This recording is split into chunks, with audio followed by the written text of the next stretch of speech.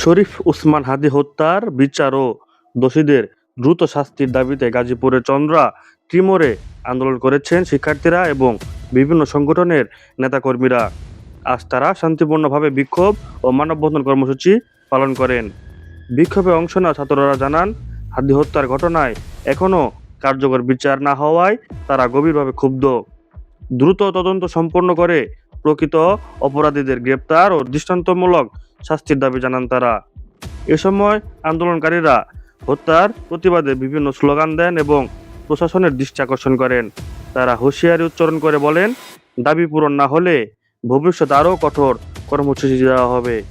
আপনারা নিশ্চয়ই অবগত রয়েছেন, বাংলাদেশের তরুণ প্রজন্মের আইডল, জুলাই আন্দোলনের অন্যতম যোদ্ধা, ফ্যাসিবাদ বিরোধী আন্দোলনে যিনি সম্মুখ থেকে আন্দোলন করে ফ্যাসিবাদ হাসিনাকে বিতাড়িত করে এদেশে একটি স্বাধীন সার্বভৌমত্বময় দেশে গণতান্ত্রিক সরকার প্রতিষ্ঠা করার জন্য, ইনসাফ ভিত্তিক রাষ্ট্র কায়েম করার জন্য যে আন্দোলন করে যাচ্ছিল, সেই ব্যক্তির নাম হচ্ছে হাদী।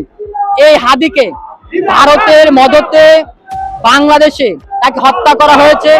আমরা মনে করি এই হাদী হত্যার পিছনে সরাসরি ভারতের গোয়েন্দা সংস্থা জড়িত এবং বাংলাদেশের আওয়ামী লীগ ফ্যাসিবাদ সরাসরি জড়িত। তাই আমরা আজকে এই গাজীপুরের চন্দ্রা মোড় থেকে একটি বার্তা দিতে চাই।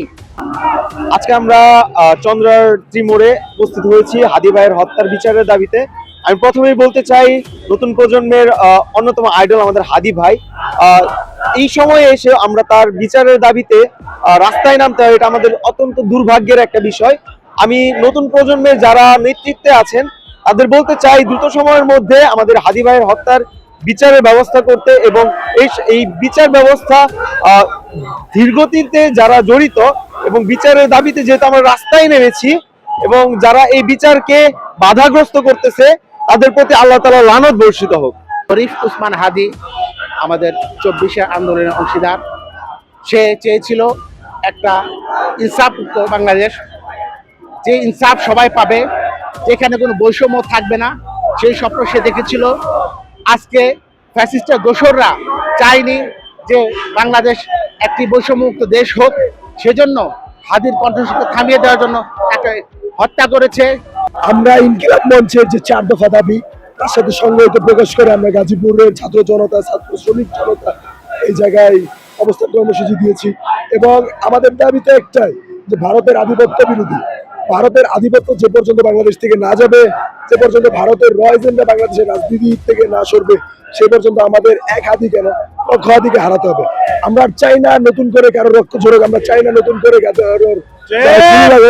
সেই কারণে আমরা এইভাবে প্রতিবাদমূলক সমাবেশ নিয়ে আজকে আমরা হাজির হয়েছি। এই পরিস্থিতিতে এসেও খুবই দুঃখের সাথে বলতে হয় যে এই পরিস্থিতিতেও আমরা এখনো বিচারের দাবিতে আমাদের রাস্তায় নামতে হচ্ছে। খুবই ভারাক্রান্ত মন নিয়ে বলছি। আজকের যে আপনার অবরোধ কর্মসূচি উদযাপন হচ্ছে, আপনারা জানেন সারা বাংলাদেশে এই হাদী হত্যার প্রতিবাদে হত্যার বিচার আসামিকে দ্রুত গ্রেপ্তারের দাবিতে আজকের অবরোধ কর্মসূচি পালন করা হচ্ছে। আমরা চাচ্ছি যে অতি দ্রুত আসামিকে গ্রেপ্তার করে আইনের আওতায় এনে দৃষ্টান্তমূলক শাস্তি ব্যবস্থা করা হোক।